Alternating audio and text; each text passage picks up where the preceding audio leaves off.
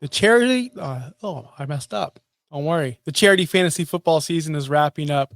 Leagues like the Scott Fish Bowl and Super League have officially closed their drafts. Well, most of them. Now it's time to shift gears and talk NFL training camps because they are underway.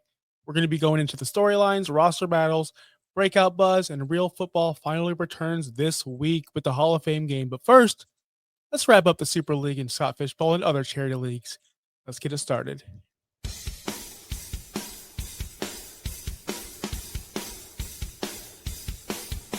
You're watching the Fantasy Recap, only on Fantasy Now Plus.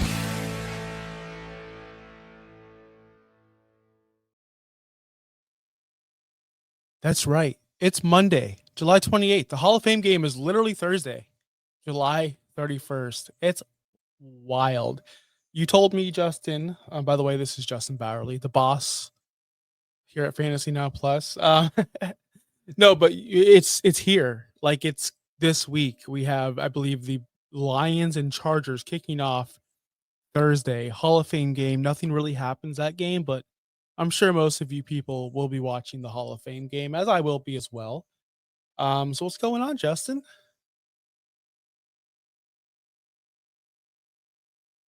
I don't know if he's muted or if I'm muted but I cannot hear Justin, but it's okay. It's been a long couple weeks. As you can see, I can't even unmute myself.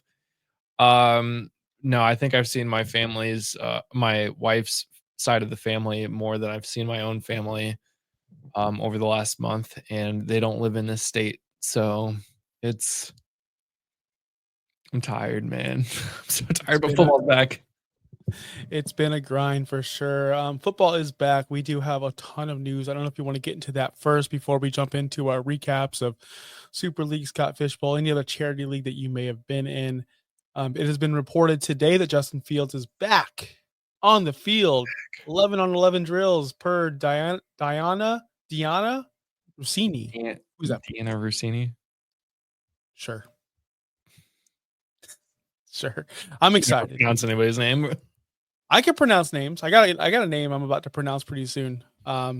Justin Jefferson. We're going to talk Justin Jefferson at the moment. What happened to Justin Jefferson over the weekend? He was held out for a hamstring strain. It's July, of course. I know. Where everybody pulls their hammy. I mean, I know. We got to read the news though. Terry McLaurin reports to camp, put on PUP. You texted me elegantly. Oh, he's doing the Jonathan Taylor approach. I guess he is. Well, oh no, I'm hurt. I need to go on PUP. I would do that too. I don't know why more people don't do that. I would 1000% do that. The tough thing is, like, you basically miss the first four games of the season because you don't have a contract yet, which limits your stats for the season. I mean, and you start off slower. So, like, usually by the time we get to week 5, everybody is like full grind. Like, I'm in shape. I'm ready to go. And you're just now starting your preseason. I mean, you haven't even played game reps yet by week 5. So it's an interesting approach to this contract. Listen, in life, there's only like a couple things that matter. Family, of course, first, but money's up there too. And I don't care. You know, a company could pay you, anyone that's watching, all you're worth at the moment. Doesn't mean you have to do produce the best. You just, as long as you get paid, right? Listen, these players have a short career life. I know they make a ton of money, but Terry wants to get paid. I don't blame him. Kareem Hunt has been rotating with the first team offense at Chiefs training camp. Are you shocked by this news at all?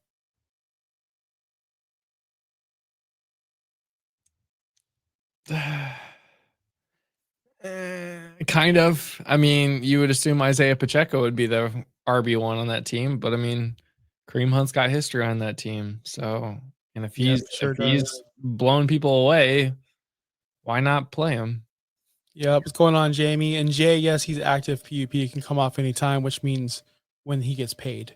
That's the way I take it as well. Kareem Hunt's 30 years old, played 13 games last year, had 200 attempts, 728 rushing yards, 7 total touchdowns, averaged 12 fantasy points per game when he did play for the Chiefs.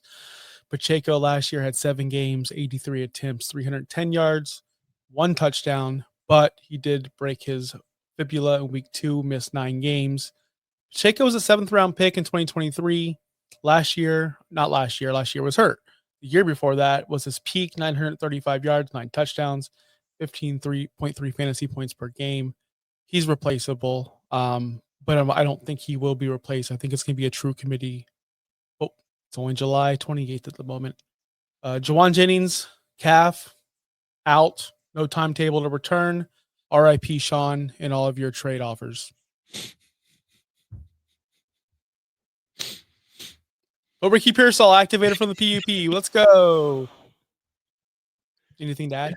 He's back. Yeah, no, he's been trying to get Juwan for me for a while now. And I kind of want to take him up on it. I would 1000% at this point. Tyler, is it Shuck? Shu? I've heard Shuck the most.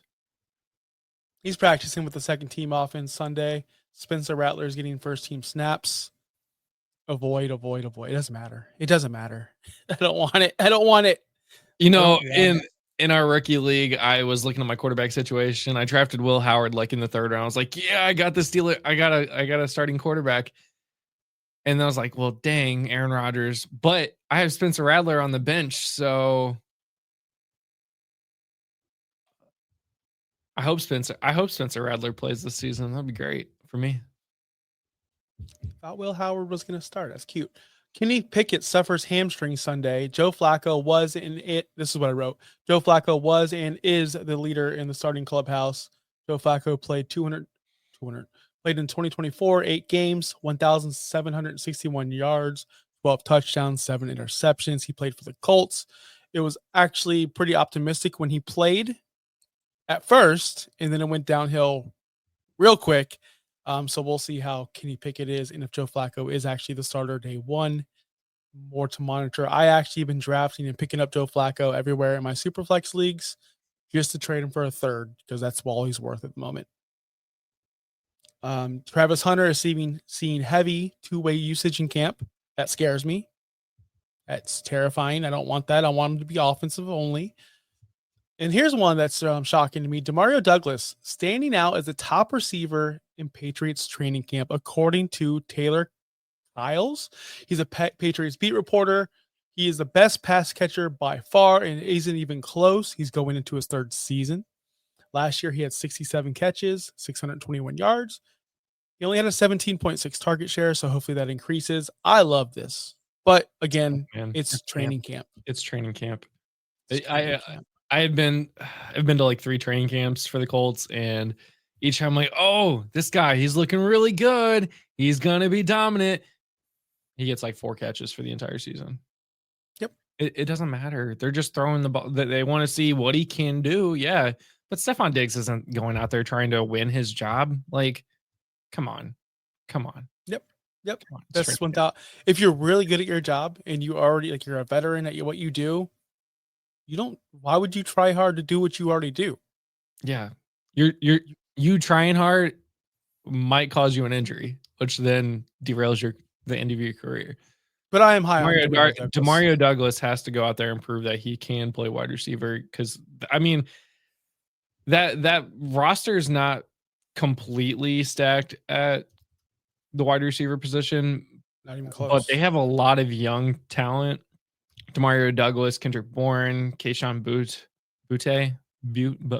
whoever. He's never gonna work. Mac Hollins, Jalen Polk. Remember when Jalen Polk was supposed to be a guy? Javon Baker was Polk or Baker, and none of them were the options. The point is, you have a lot of young talent, a new coaching staff. Who knows who's going to be the wide receiver 2 on that roster? So you're saying he's the best pass catcher by far means nothing when the smartest kid in the room is an IQ of 5 and everyone else is a 0? Is that what you're saying? All right. Sure. It's hard to be bad when everyone else is so bad. To get to the red zone, so it's all Hunter Henry. And this is the last note I wrote for the day. Elijah Arroyo, who I poo-pooed on this show, who I said, leave him alone, do nothing with him. he's being moved all around Seahawks formations, and I wrote, okay, I'll pay attention. All right, I'll pay attention now. At first, well, you know what? It's training camp, so I'm not going to pay attention too hard, but we'll see. I'm still not confident in this person. I'm still not confident this person will be any relevancy to your fantasy roster in 2025. If any of you want more in-depth analysis on Elijah, go back to our Saturday Dynasty and 30 show or Friday's Fantasy Studs and Suds, because I know they both shows talked about this kid. So if you want not Josh's opinion on a tight end, Don't get my opinion. go to there. Go to those other. If you're saying, if you want more an educated approach to Yes. Elijah Arroyo, please go Exactly. watch Tim, Exactly. Jeff, and Pudge. They are, I'm assuming, believers. I'm Yes, a little bit right. harder to win over in the fantasy football world. So that's just me. Justin, did you have any news and notes that you want to add? Joe Mixon is going to miss an extended period of time with his nagging foot injury that continues to make him sit out. So that's a little concerning. The backup for the Texans all their starters keep going down. Oh yeah, Nick Chubb, Dameon Pierce. So Remember Dameon Pierce? Remember when everyone was like, "Oh, Dameon Pierce, he's going to be the Texans guy." That was very short-lived. So yeah, that's it. That's all you got. That's all you brought to the show today. Look at that. Look at that, guys. No, I'm kidding. I kid. For once, I took the lead and actually wrote down all the notes. So usually it's Justin doing that. I was trying to impress the boss. I'm Demario Douglas here at Fantasy Now Plus. I gotta go ahead and improve myself and be the best fantasy host I could possibly be for Justin. What are you reading? I'm trying to see if there's any more news. No, there's not. I mean, unless stuff came out today, this morning. Elijah Moore has a leg injury, if that matters. It doesn't. He plays for the Bills, and he will not be targeted as much as we want and hope. But there are things going on today. So if there are any more news, make sure you pay attention to fantasynowplus.com. Sean will be posting all of the news on our website, fantasynowplus.com, or follow our socials at Blue Sky. I believe Instagram, Meta, not X. We're not on the X. And if you're finding me on Blue Sky and you're DMing me, please do not. I have deleted that app ever since the passing of Hulk Hogan. I can't believe how embarrassed I am for all the rude and negative people out there. But I'm going to leave that at that. If you are interested in Hulk Hogan coverage, please watch No Holds Barred, right? Fins Talk Sports Network. We are brought to you by the Fins Talk Sports Network. And we had a tribute show on Saturday night, me and Bobby Melendez, the true final boss of Fins Talk Sports Network. And we had a lot of viewers on that show. So please give us some love. Throw some likes. It was a good time. Justin, Super League. I think I'm still drafting. Are you? I still am drafting. Yeah. It's been slow. We have 3 leagues that are finished. Shout out to Captain Carter, Samuel Whitmore, and Captain Marvel. So, what round are we in? We are currently in the 18th round. I've been on auto pick for the past. I've been on auto pick since round 10, and here's why. Jamie's league is finished. I'm trying to finish my league. I'm trying not to hold up the league. So what I do is every day I go in there and I put in the players I want. I queue them up and I put myself on auto. I put like maybe 30 players in there just because I don't want to hold up the league, because I am known. Listen, self-awareness is a great tool in life, and I am known to hold up drafts and use the full 8 hours. I do it all. I think I've already done it in Super League once. So self-awareness, people. If you know you're gonna be busy that day, throw players on there you like, auto draft. It's okay. How do you feel about that, Justin? How do you feel like I'm auto drafting? I'm still gonna dominate this draft. I don't hate that you're being courteous to the rest of the league. Especially if you know the guys that you want and you're fine, and you'd prefer to have a guy lower on the ADP than the rest of what's currently on the ADP. I don't hate that at all. Is that a shot at me?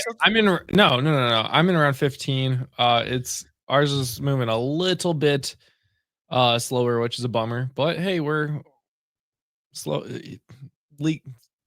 nothing starts for like 5 more weeks. So we're fine. You got the numbers, you got the ADP, you got the interesting information. I don't have that information. Do you want to break that down, or do we go into Scott Fishbowl first? I mean, we can cover Super League. We can cover whatever you want, man. This is your show. I'm just here. This is my show. Oh, welcome to Cold Brews and Hot Takes. My name is Josh Kimmel. We have the Hall of Fame. Is that what we're doing? Oh my God. By the way, cheap plug. That's gonna be next week. I go live 9 a.m. following the Hall of Fame game. It's gonna be fun times. We'll be talking training camp and preseason and a whole bunch of stuff. It starts next week, Monday. So, are you going live Monday morning at 9 a.m. and then back with me at noon? It's a possibility. I don't see why not. Are we pushing this show to Tuesday? We'll push it to whatever day you need it to, brother. Well, this is off camera information that only we need to talk about. But I will be live. Our viewers need to know. Our viewers need to know when they can catch us. Well, then they hope they follow social media and the website for all the information and scheduling, just like anyone else. WWE isn't going. Paul Levesque, Triple H isn't coming out on camera. Hey, John, next week, do you want to face like Cody Rhodes? Yeah, I guess we should do that. Do you want to do it on SmackDown, like 8 o'clock hour, 8:30 hour? When do you want to do it? Like, no, they just do it backstage, and then they promote it on their social media and on their website. And he just kicked himself off. Okay, you can come back now. You're the worst. I hate you so much. I can't wait to have my own show. Listen, when I bring viewership down and subscribers are starting to unsubscribe, then we'll readjust and we'll figure out what the problem is, because I don't know. But let's talk Super League, man. Like, this is your baby. This is what you created this. Like, I want everyone to know that's watching this right now. Justin created all of this. We are merely just, I guess, passengers on his journey to greatness, because he has grown this league from nothing to a lot in just 3 years, earning so much money. And I want to hear some ADP. I want to hear some leagues. I want to hear some strategies. If you are in Super League right now and you're drafting, what was your strategy? Give me your players. Who did you pick? I'll tell you what my strategy was. I went tight end crazy. I'll go off the bat. I never do this. You went tight end crazy. Like, I just went bananas, because I told y'all when we did the preview shows of, and as I'm looking, sorry, Sean, I got my phone on me. Big deal. Whenever I was doing my preview show, I'm like, I just pick best player available. This year, I'm like, you know what? I want 5 tight ends. So I drafted Brock Bowers, Sam Laporta, TJ Hawkinson, and Mark Andrews. I only got 4. There's 3 spots left. What do you think about that? That's probably a self-sabotage situation over here. I really don't hate your draft so far.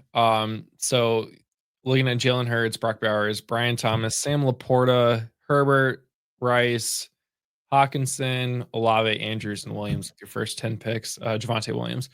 And then your 5 of your last 7 picks have been running backs, and it's all like guys that might do well. But this is best ball, so all you need is one good week from these people. So it's 3 picks, no kickers yet. I know I've seen images where people have picked up 3 kickers because the scoring's so crazy that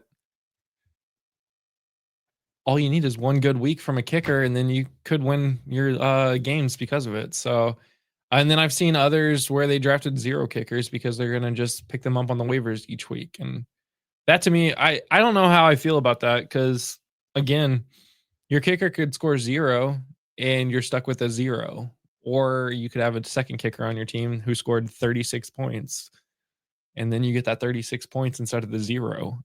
So I personally am going to go probably 2 or 3 kickers on my team.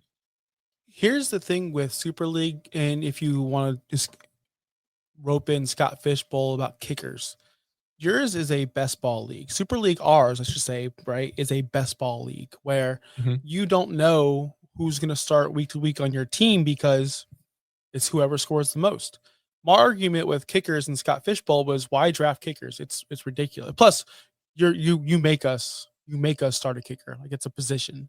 Where Scott Fishbowl in the past, at least previous in the past, I played on MFL, we didn't need kickers, but they were available to put your flex. And my thought was, why would I ever in my life start a kicker?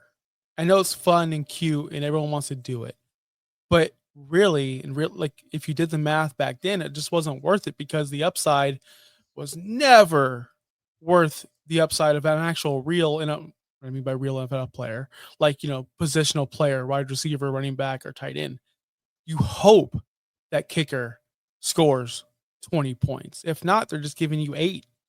Like 8? Okay, I can get that from Javonte Williams, and plus the upside of a touchdown. Whereas kickers, if they just make 3 field goals in a PAT, you're not looking so good. I understand the bonuses do well, and the bonuses, but those are all high risk plays. High risk, high reward. I get it. With your league, it's best ball, so I can see somebody drafting 2 to 3 kickers, because when they do have those 30-point games, they're just going to be slotted in there. Takes the And yeah, decision making you don't have to decide on which kicker you're going to start, which is the nice thing, because it's going to just determine that for you. I will like to have some options for the computer to pick on which kicker is playing, just because of that crazy scoring for them this year. Jamie, I don't know why we didn't ever think about this, but his strategy was to pick the winning team. It's a wild concept. I tried that, and it just sometimes just doesn't work. So, yeah. No, if you go to our website, fantasynowplus.com / the Super League draft tools, you can go there and you can get all of the ADPs for all the leagues. If you are curious about who is drafted in the 11 leagues, you can even look it up by player, see how many times that player was drafted, look at what their ADP is, when they were the earliest they were picked and when the latest they were picked, and then even who all the people that had drafted him as well. And then you can even get your customized draft board that you've probably seen on social media or in Discord or anything like that. You can just click your drop down, find your name, and get that download. So yeah, Justin worked really hard on that tool, and I will say this: it is top tier. Just for like, what I mean by just for you making it, it's top tier. Other sites have other analyzers. You can type in a name and it's super frustrating to use on mobile, and it's almost unusable. This one is usable on mobile, surprisingly. And it was really, really nice to look at my team and to get that graphic made. And this is a feature that can be pushed to other leagues, home leagues, right? Something in the future where if you want graphics for your home leagues, you might have a service for you here pretty soon here at Fantasy Now Plus. I'll just leave it at that. Justin is the mastermind behind that, not me. I'm just the pretty face. I'm just the pretty face here. We're hoping to have it before the start of the actual NFL season. It might be a next year tool that's coming, but we'll see. Yep. And with that, Scott Fishbowl has also wrapped up. Do you feel do you feel good about your Scott Fishbowl team? Because I do not. I never do. I always feel good about my Scott Fishbowl team, and then it does okay. Like it just does okay. I make it to the playoffs every time. I make it past the first round every year so far. Wow. 2 years that I've played, but this is a different year, I guess. I went heavy tight end in Scott Fishbowl, picking up McBride, Kittle, Andrews, Loveland, Gesicki,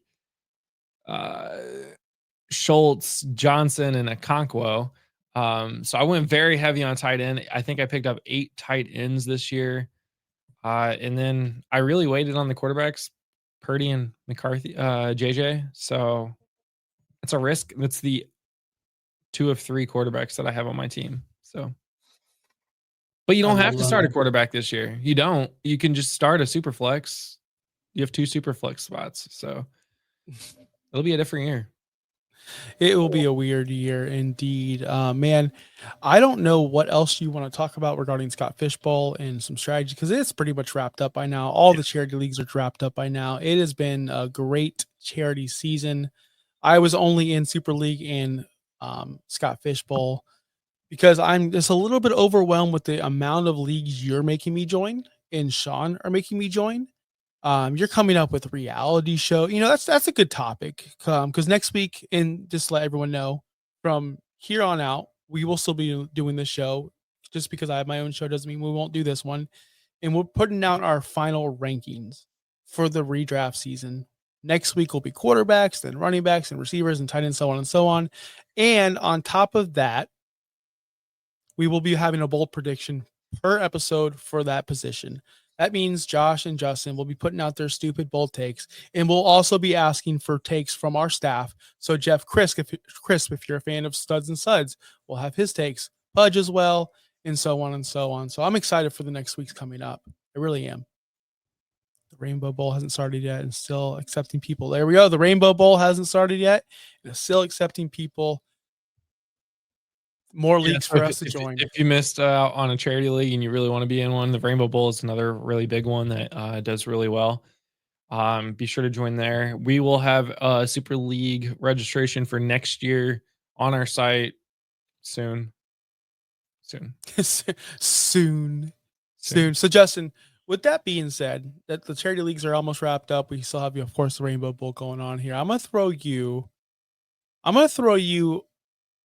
kind of like a right turn, left turn. We didn't speak about this pre-show or after show, but this is just for you. And this is for you, I want your real reaction. Training camp, preseason, all of it, right? We're all about to get in depth. We're all about to watch videos. We're all about to see people in shorts catch phenomenal footballs and look like superstars. Every single one of them. Guys, let me tell you, I go down to Gold's Gym down the street. All these guys look like superstars too. They're deadlifting 500 pounds. They're bench pressing 300. Anyone could be a workout hero. From you, you're into the spectrum where you're actually analyzing everything, seeing who's here, who's not, who's going to be good, who's going to be bad.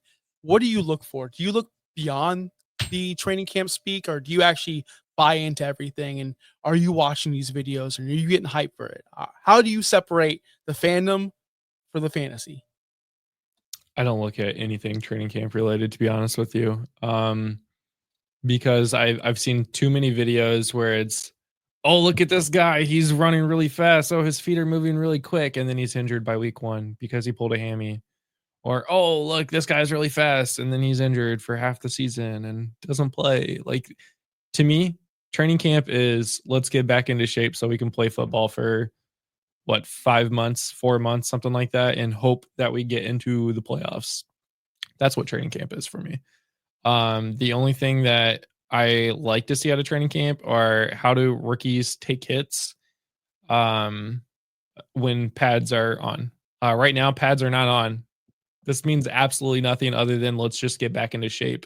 All of these videos where you see these quarterbacks that are on the hot seat, rolling out and throwing a little 5-yard pass, that means nothing. There's no pads on. I want to see what happens when somebody's in their face.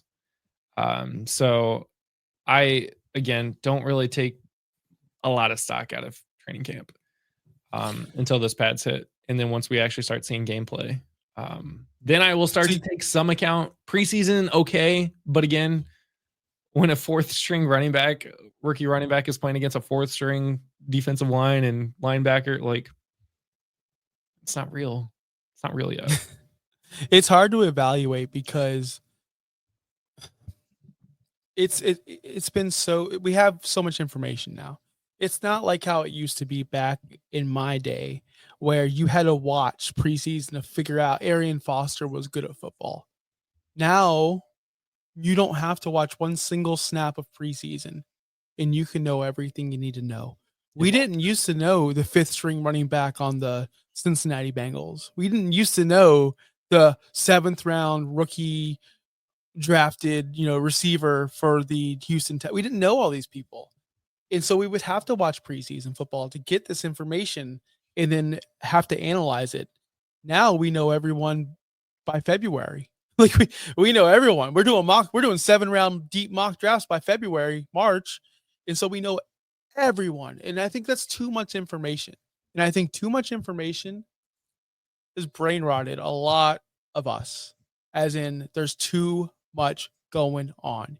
You can't be into this player, then this player, and they can't all make it. And I feel like we do these. We have these takes where I think Juwan Jennings, I mean, he's not a young person, but whatever. Juwan Jennings is going to take a step up and become elite wide receiver 1 at 28 years old. I mean, we've seen history of this. This doesn't happen. Same situation with these young rookies. Demario Douglas. That's a perfect example. Someone's going to read that headline. Someone's going to go into their dynasty league who's very inexperienced, who maybe had just started dynasty, and someone's going to give up a lot for Demario Douglas because they believe these reports. It's very, very I guess, touch and go with these reports. Take them with a grain of salt. Don't live and die by these training camp reports. They're not all real. Todd No, Bowles will lie to you blue in the face. Sean Tucker's going to get this. Sean Tucker's going to do this. Sean Tucker never does anything. No. Period. Ever. So If you really want to like look into like, okay, how is this year different than last year? Because you can look at the stats like, well, he's progressively going up. I mean, go back. What did the team do during the offseason? Is the offensive coordinator different? If not, it's probably going to be the same offense.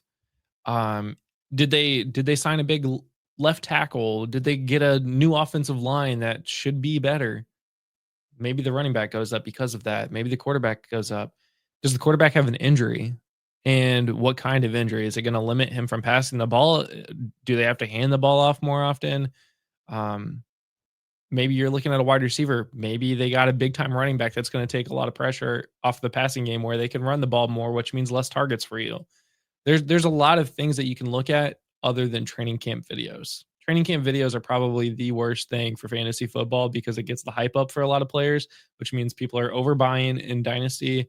They're drafting way too high in redraft, and it never works out. You gotta look at what changes were made between February and July. Those are the important factors, and that's why we're here all the time. But we're guilty of it too, though. For example, Terrace Marshall. Remember Terrace Marshall? Oh, look at him. Yeah, right. Look at them legs. Look at that physique. Look at that. That's right? The guy I was thinking of the other day at the gym. We were talking about LSU wide receivers and how they've all been really good. And I was like, there was one just recently, but it wasn't Keyshawn Butte. I was like, who was it? And it was Terrace Marshall. That's the guy. Thank you.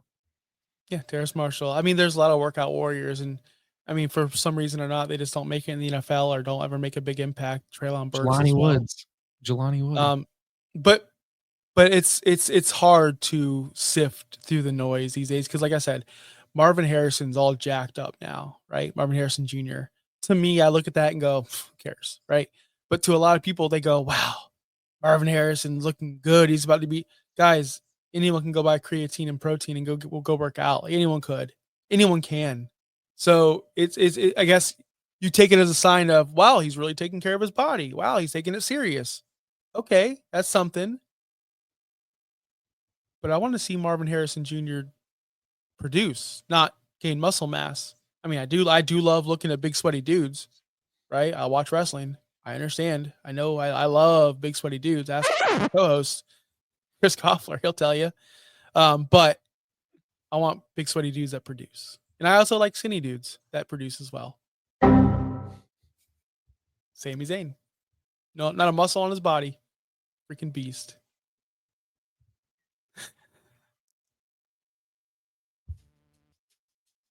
Well, I got nothing else to say today. I'm going to wrap up the show there. We left it on a very awkward note. Good job. Back in my day, Jim Thorpe was a superstar. Hey, if you want to see me, Josh After Dark, tonight, I will be on Optimus Fantasy Football with Evan Sather. We'll be doing a mock draft, 10-team, 1 quarterback dynasty rookie mock. He picked this and asked me if it's okay, and I said, sure, I'll run with it. Rookies aren't really my thing. Dynasty is my thing, but rookies are not. And I know it doesn't make sense. How can I be good at dynasty and not good at rookies? Well, I'll tell you why. Because I don't buy rookies. I buy great players. So we'll be doing a mock draft tonight. Optimus Fantasy Football, 8 p.m. Here on YouTube. So check that out. Make sure you check us out, 8 p.m. Man, I'm going to be tired. I might be drinking a high noon. It's going to be a fun time. Justin, where can we find you anywhere? Blue Sky at Justin Bowerly. Blue Sky at Justin Bowerly. Make sure you follow us, Fantasy Now Plus, Fins Talk Sports Network. Follow the crew. Join our Discord. Chat, fantasynowplus.com. I hear the music. I'm getting us out of here. Be good, guys. See you next week. Thanks for listening. Be sure to like and subscribe wherever you watch or listen to podcasts. We'll be back next week for more ways to win your league.